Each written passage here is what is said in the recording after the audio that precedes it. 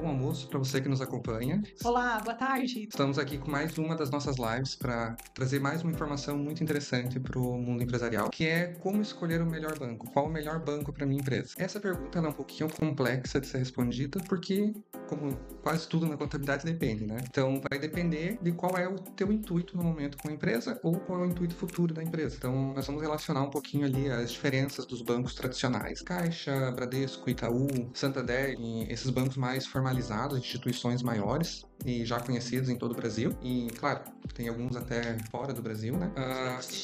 Bancos digitais cooperativas, e cooperativas. Também alguns bancos que analisam a sua empresa justamente para aprovar operações de crédito, né? Então, na verdade, os empréstimos, a gente vai conversar um pouquinho, dependendo do ramo de atividade da sua empresa, é interessante, sim, manter um relacionamento com o banco para futuras transações, né, nessa questão de obtenção de operação de crédito. Bancos, na verdade, todas as modalidades, tanto desses mais formalizados, já como o Bradesco e Caixa, né, passando para a cooperativa e até os bancos digitais, todos eles vivem de relacionamento.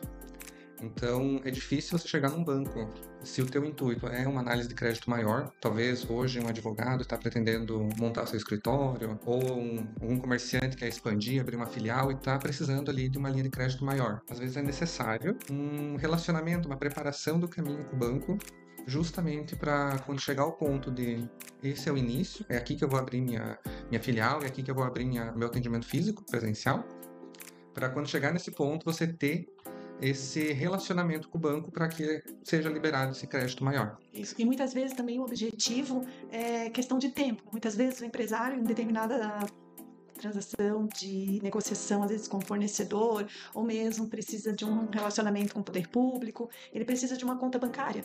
Então, muitas vezes, em bancos tradicionais, há toda uma verificação da vida do sócio, ambos os sócios. Muitas vezes vem buscar toda uma análise do cônjuge, né? Então, são processos um pouco mais demorados. Então, dependendo da necessidade da empresa, do sócio, os bancos digitais, eles trazem essa praticidade, né?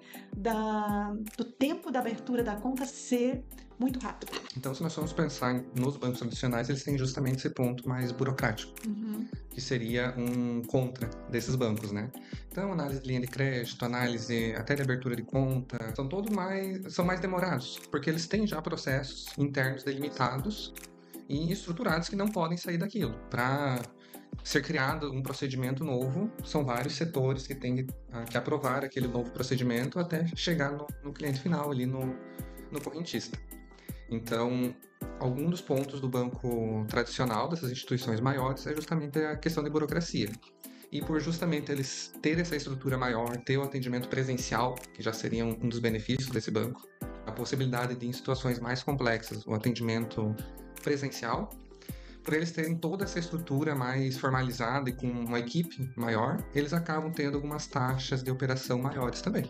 Fica em consequência, como o custo de operação deles é maior, o custo para trazer esse serviço ao correntista também é maior. Então, esse seria um dos contras desse banco também. Esses valores precisam ser empregados para ter a conta com eles. Em compensação, eles também têm uma facilidade maior de integração com os sistemas financeiros. Por exemplo, o próprio Conta Azul que nós utilizamos aqui, que é um sistema de gestão financeira. A maioria dos bancos tradicionais possuem essa integração já formalizada e automático. Porque é o interesse do ERP, né, desse aplicativo financeiro, se integrar com esses bancos porque muitas pessoas já utilizam. Então, eles trazem essa facilidade também, de já ter uma integração pronta e você não precisa se preocupar em outras formas de integrar os seus boletos, as suas compensações dentro desse banco. Então, tem essa facilidade também. Além, claro, da solidez de mercado. São bancos que dificilmente você vai ter algum problema mais complexo. Além, claro, da parte mais burocrática, que precisa desse acompanhamento detalhado, mas em questão de falência, ou de algum processo interno do banco ter uma quebra, né, de perda de valores, ele já é um banco mais solidificado no mercado e tem uma maior estabilidade. Até mesmo ali a questão do Banco do Brasil, da Caixa, até são apoiados pelo governo federal. Então, são bancos mais sólidos, que já têm histórias ali de mais de 100 anos. Então, tem essa segurança que eles trazem. As cooperativas, no caso, você tem muitas linhas interessantes também de apoio ao empresário.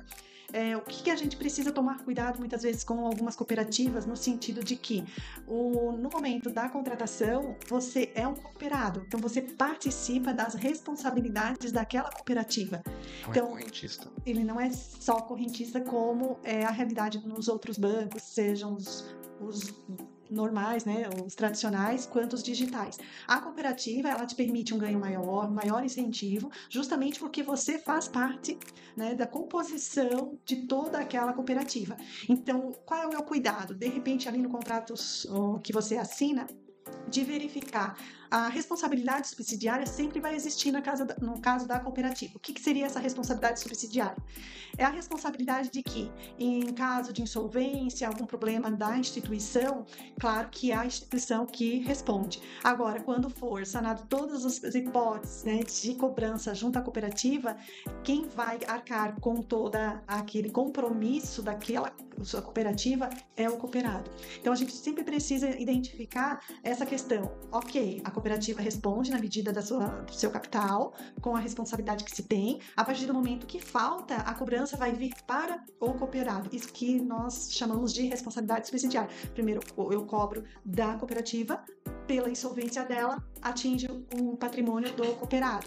Agora, importante no momento da assinatura, sempre verificar a questão da responsabilidade limitada e ilimitada. A limitada é importante sempre ser porque é limitada às cotas que você tem naquela cooperativa, né? Então, na mesma lógica em que eu participo de uma cooperativa e eu recebo a distribuição dessas sobras, da mesma lógica, eu tenho direito ao resultado da cooperativa, da mesma lógica eu vou ter o meu dever de cumprir as obrigações daquela cooperativa. Uma grande das vantagens, porque além de você ter os rendimentos das suas aplicações, como você vai ter nos grandes bancos ou nos bancos digitais, em todas as suas aplicações, você tem direito à distribuição das sobras. É como dividendos que você recebe por ser sócio de uma empresa.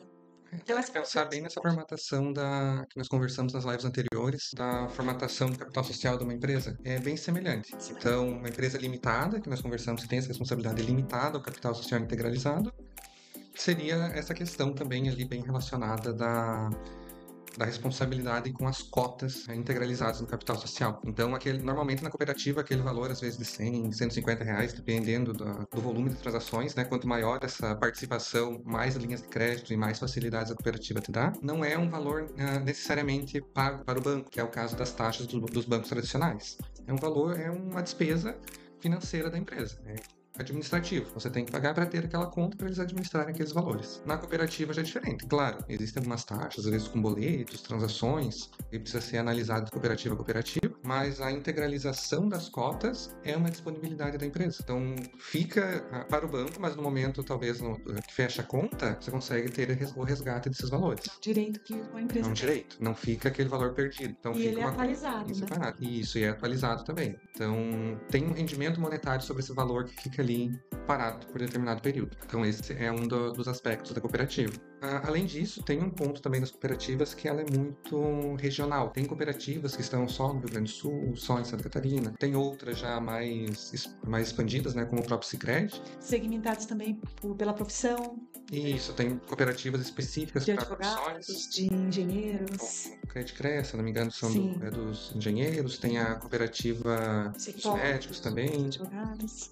Então, às vezes, algumas cooperativas acabam trabalhando com um público mais específico e se a sua necessidade é mais relacionada à tua atividade, as cooperativas são interessantes justamente para elas já estarem preparadas para atender aquelas necessidades. Então, esse é um ponto também a ser analisado das cooperativas. Tem esse custo financeiro, às vezes, menor, por você já ter um relacionamento mais próximo da cooperativa. Esse é outro diferencial que eles têm, é a questão do atendimento. Então, por você ser cooperado e participar diretamente dessa empresa, vamos dizer, o atendimento é mais próximo. Então, existe gerente de conta específico, o atendimento na própria, tem o presencial também, mas às vezes eles têm uma facilidade maior no atendimento online. Então, existe essa possibilidade do atendimento mais aproximado, diferente dos bancos tradicionais, que é um atendimento mais distante.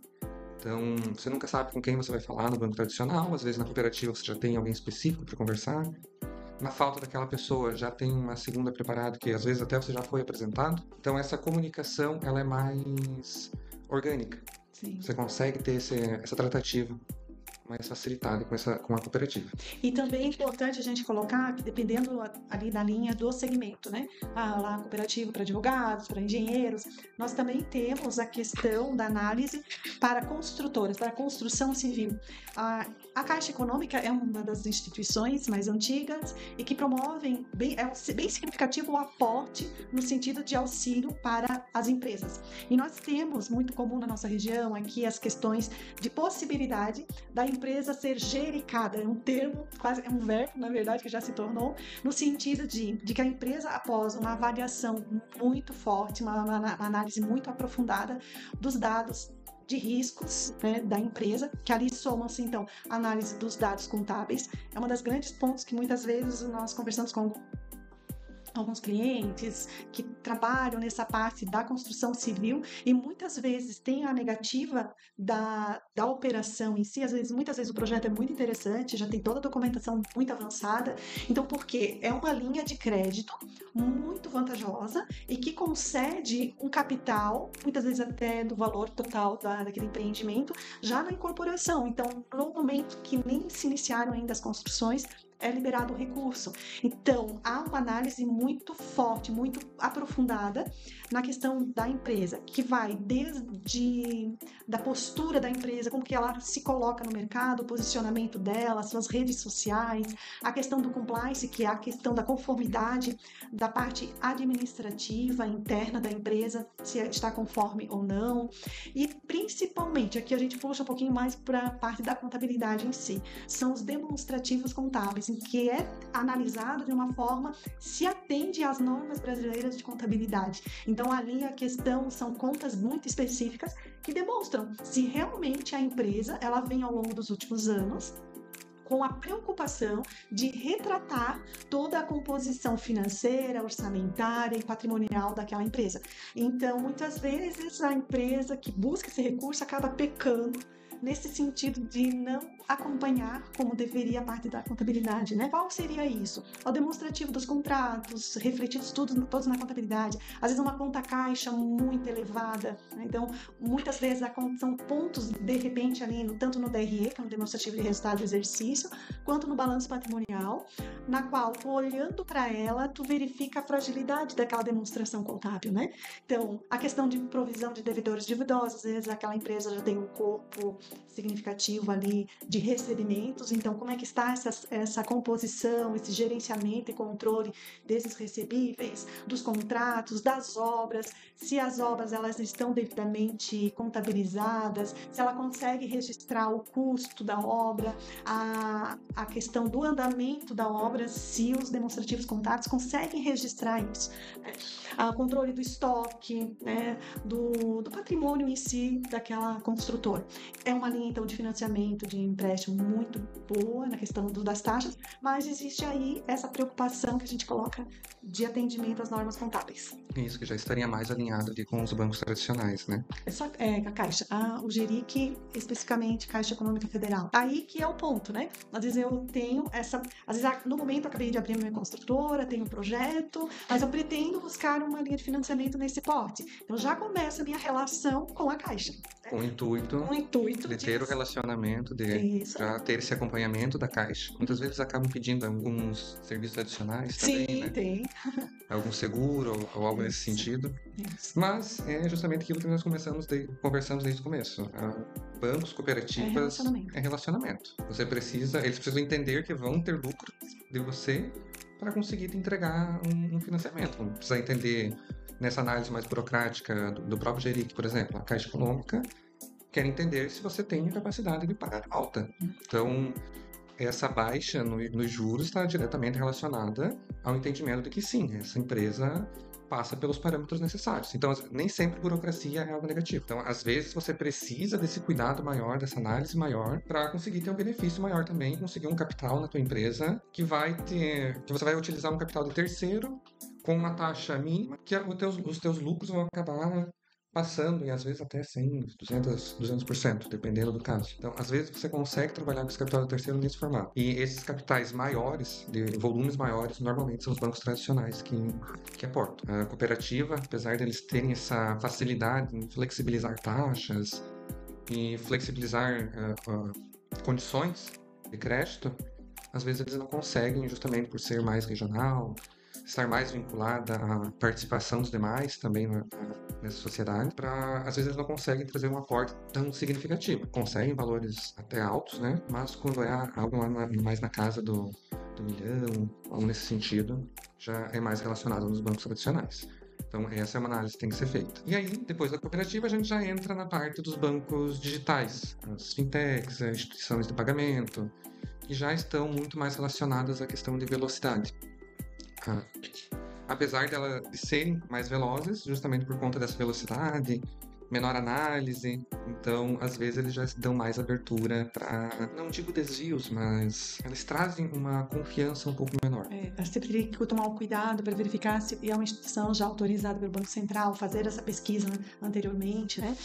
Isso, porque à medida que num banco tradicional, numa cooperativa, a cooperativa também tem que tomar cuidado com isso, dela já estar consolidada. Às vezes não está, você pode cair naquele problema ali da participação dos prejuízos também. Então, na mesma medida que tem a sobra, tem o prejuízo. Então, sempre optar por cooperativas mais consolidadas, Sicredi, Sicoob, Credicrea, são regionais, já estão se expandindo no mercado, mas não estão tão com problemas de estabilização. Tem aquelas cooperativas que estão ali logo no início que muitas vezes exigem uma atenção, às vezes oferecem taxas muito menores, condições muito melhores, mas você não tem a segurança de que aquilo vai se concretizar no futuro. Então, existe esse cuidado na cooperativa e também no mesmo cuidado lá nos bancos digitais. E por não ter essa análise mais acentuada, mais burocrática, eles não conseguem créditos muito altos, justamente por não ter como foco esse cuidado. O atendimento presencial também não é um foco deles, que é justamente essa comodidade de atendimento de casa. Alguns bancos até você consegue falar com um atendente ali pelo chat, pouquíssimos você consegue um atendimento por telefone, então é mais ali no chat do próprio aplicativo. Mas alguns você consegue acessar uma pessoa de fato, outros já é mais difícil, é tudo mais automatizado. Então, para situações mais complexas, acaba sendo um problema maior. Outro ponto desses bancos também é que muitas vezes os aplicativos deles, por eles às vezes estarem começando ou às vezes não terem muito foco naquela questão, acabam falhando em alguns pontos. Um exemplo disso é a questão do Banco Inter, que a parte dos rendimentos de aplicações financeiras no setor empresarial é um pouquinho mais complexo da gente trabalhar. Não é impossível, mas tem uma complexidade maior em relação à forma com que eles apresentam essas demonstrações. Principalmente ali já pensando em empresas um pouquinho maiores, lucro presumido, lucro real. No Simples Nacional, questão financeira, apesar de ter alguma influência, não influencia tanto. Então é mais facilitado esse trabalho. Outro ponto também, essa questão da ausência de locais físicos para atendimento. E também, mas em contrapartida, eles te trazem taxas muito melhores. Às vezes até bancos sem taxas alguma. Talvez você vai começar a pagar alguma coisa a partir de certo número de boletos emitidos, que tem bancos que trazem esse boleto de forma gratuita também. Às vezes, para pôr a logo no boleto, eles cobram algum valor. Mas isso vai depender muito da tua necessidade. Então, nisso a gente já consegue analisar que a escolha de um banco está muito atrelado ao que o empresário, o que a empresa precisa naquele momento. O que não significa também que você não pode aliar o melhor dos dois mundos. Às vezes você quer ter um relacionamento com o banco tradicional, mas não quer emitir seus boletos por ali porque fica muito caro. Então, você tira esse boleto do banco, escolhe ali um banco digital que vai ter boletos com melhores condições, e para não ter a insegurança de manter o valor no banco digital, assim que cai o valor, transfere para a conta do banco tradicional. É uma opção.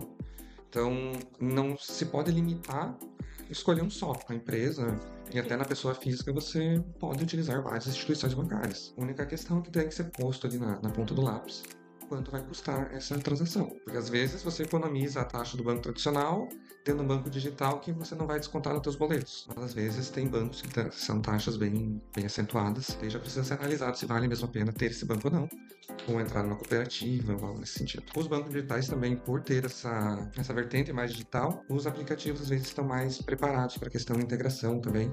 um pouquinho mais até que cooperativas. Então, integração com sistemas financeiros. Às vezes eles são mais visuais também. Uma das dificuldades que normalmente a gente encontra em banco tradicional é que o aplicativo também já está engessado. Então, é difícil você encontrar informação dentro dele. Muitas vezes o problema também de cadastro de fornecedores, muitas vezes precisa de uma autorização prévia. Então, a questão, eu vejo assim, dos bancos digitais, é a questão da agilidade mesmo, né? Isso. A questão do tempo realmente faz diferença, né? Isso.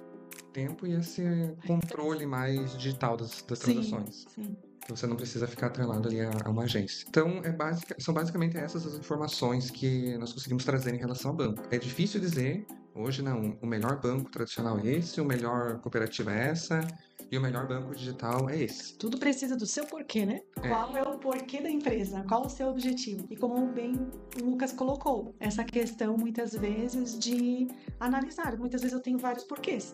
Tenho agilidade no pagamento, ok, vou firmar então esse banco. A possibilidade de uma operação de crédito futura, o outro banco. Então eu posso trabalhar com 2, 3. Muitas vezes também a questão de separação, dependendo do motivo da empresa. Muitas vezes a empresa trabalha com vários ramos de atividades. Ela tem várias atividades e de repente ela quer ter um controle em separado por contas bancárias. Interessante também, né? Tudo depende então dessa análise, dessa estratégia no negócio. Então, o mundo empresarial é sempre envolvido em estratégias. Você tem que, às vezes, assumir riscos e, às vezes, em momentos não tão necessários, optar por uma opção mais segura. Então, é tudo relacionado à estratégia. Então, uma coisa que a gente não pode deixar de falar um pouquinho é a questão do relacionamento bancário e o serviço da contabilidade.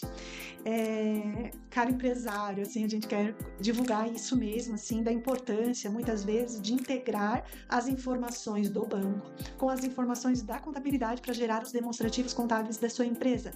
Não precisa ter receio, é tudo questão de configuração interna ali, da liberação dos extratos bancários, a questão é sempre permitido o que o contador pode se fazer na sua conta. E o que a gente coloca de necessidade é a consulta. Claro que tem casos de um serviço que é extra, nem é um serviço contábil, é um serviço de BPO financeiro, que é terceirização financeira da sua empresa. Ali ela pode ter alguns pontos a mais de liberação para o usuário, né, daquela parte da empresa que foi contratada para fazer a terceirização do seu financeiro.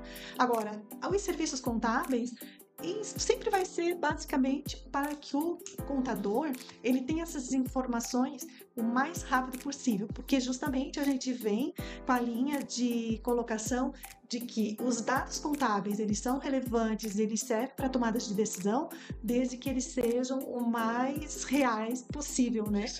Recentes, né? Aquela informação de 4, 5 meses atrás nenhum eu estou exagerando, mas ela não traz o devido efeito que teria se fosse uma informação o mais rápido possível, né? Então, também os próprios sistemas de gestão interna da empresa.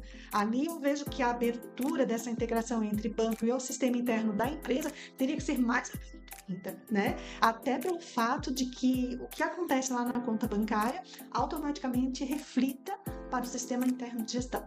E indiretamente a contabilidade ela vai se configurar, se integrar com o seu sistema de gestão. Assim a gente vai conseguir ter esse volume, essa riqueza de informações para a sua empresa. São os principais pontos hoje do nosso encontro. Muito obrigada pela sua participação. Se você estiver assistindo, né, no módulo gravado, fique bem à vontade para deixar suas dúvidas, sugestões para o nosso próximo encontro na próxima segunda-feira, às 12h30. Muito obrigada, Lucas. Obrigada, Nádia. Estamos à sua disposição. Obrigado, até a próxima.